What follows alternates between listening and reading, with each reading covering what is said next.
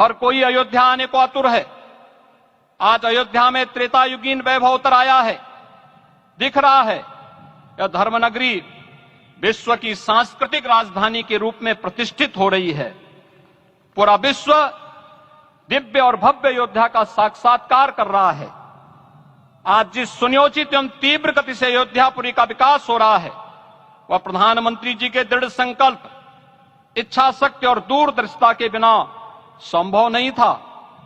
कुछ वर्ष पहले कल्पना से परे था कि अयोध्या में एयरपोर्ट होगा, यहां के नगर के भीतर 4 लेन की सड़कें होंगी, सरयू जी में क्रूज चलेंगे, अयोध्या की खोई गरिमा वापस आएगी। लेकिन मित्रों, डबल इंजन की सरकार के प्रयास से आज आप सबके सहयोग से यह सब साकार हुआ है।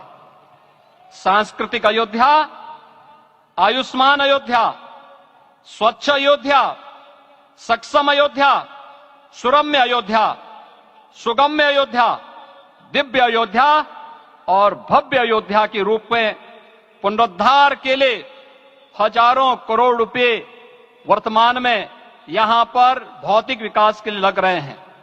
राम जी की पेड़ी, नया घाट, गुप्तार घाट, ब्रह्मकुंड, भरत कुंड, सूरज कुंड, विभिन्न कुंडों के कायाकल्प, संरक्षण, संचालन, रखरखाव के कार्य हो रहे हैं। रामायण परंपरा की कल्चरल मैपिंग कराई जा रही है।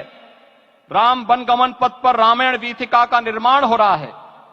नई अयोध्या में पुरातन संस्कृति और सभ्यता को संरक्षण तो हो ही रहा है, भविष्य की जरूरतों को देखते हुए आधुनिक पैमाने के अनुसार सभी नगरीय सुविधाएं भी विकसित हो रही हैं। इस मोक्षदायिनी नगरी को आदरणीय प्रधानमंत्री जी की प्रेरणा से अब सोलर सिटी के रूप में भी विकसित किया जा रहा है।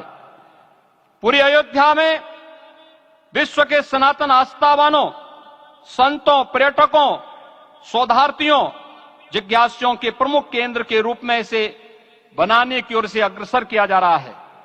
यह एक नगर या तीर्थ भर का विकास नहीं है, यह उस विश्वास की विजय है जिसे सत्यमेव जयते के रूप में भारत के राज चिन्ह में अंगीकार किया गया है।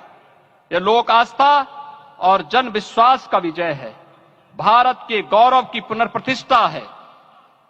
अयोध्या का दिव्य दीपोत्सव नए भारत की सांस्कृतिक पहचान बन रहा है और श्री रामलला की प्राण प्रतिष्ठा का समारोह भारत की सांस्कृतिक अंतरात्मा को समरस की एक अभिव्यक्ति सिद्ध कर रहा है। श्री राम जन्मभूमि मंदिर की स्थापना भारत के सांस्कृतिक पुनर्जागरण का आध्यात्मिक अनुष्ठान है। यह राष्ट्र मंदिर है।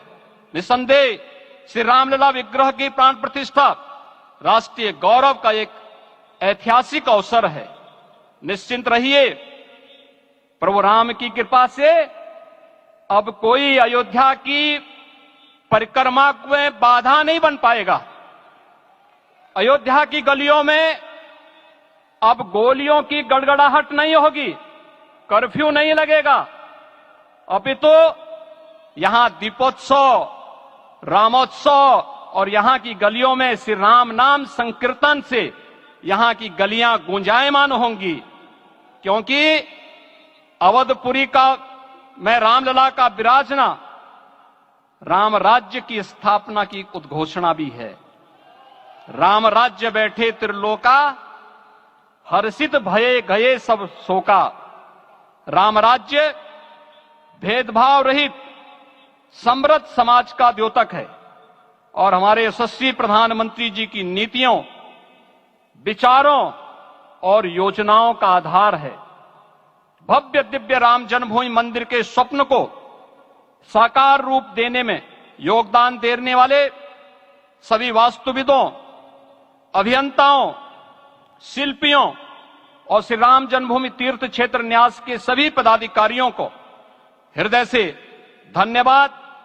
पुनः आप सभी को रामलला के विराजने की इस ऐतिहासिक पुण्य घड़ी की बधाई।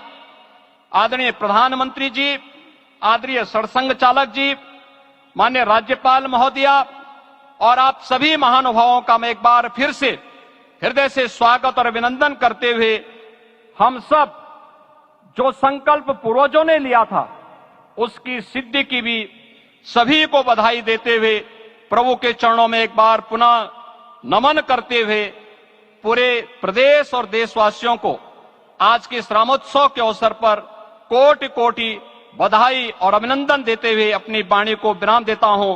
जय जय सीताराम। राष्ट्रीय स्वयंसेवक संघ के सरसंघ चालक डॉक्टर मोहन राव भागवत जी।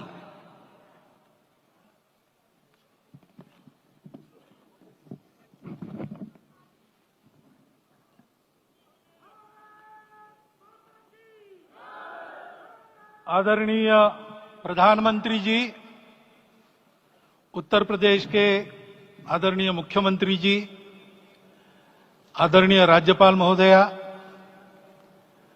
देश के आज विद्यमान सभी पंथ संप्रदायों का प्रतिनिधित्व करने वाले हमारे संत ऋषि आचार्य गण और समाज के सब स्तरों का प्रतिनिधित्व करने वाले निमंत्रित महानुभाव, आज का आनंद शब्दों में वर्णनातीत है और उसके वर्णन करने का प्रयास इसके पहले के वक्तव्यों में अच्छा हो गया है। यह भी बता दिया गया है और हम जानते भी हैं कि आज अयोध्या में रामलला के साथ भारत का स्व लौट के आया है